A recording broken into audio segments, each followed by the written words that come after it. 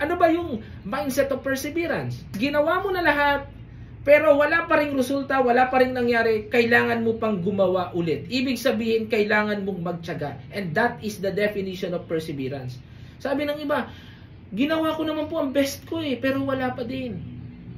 Ginawa ko naman po ang lahat, pero wala pa ring resulta. Yun na nga wala pang resulta. Then, ang ibig sabihin nun, hindi effective kung ano man ang ginawa mo. You have to be perseverant and you have to work more.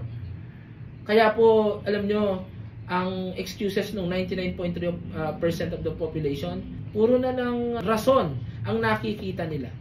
Reasons why they didn't make it. Hindi sila naganap ng paraan kung paano mababago yung maling pamamaraan nila para magkaroon ng changes sa anumang resultang hinahanap nila sa buhay nila. So you have to be persevered. Kung hindi ka kasi matyaga, walang mangyayari sa iyo.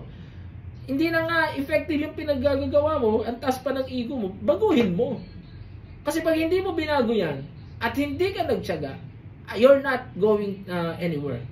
You're going nowhere. And that is the mindset of perseverance.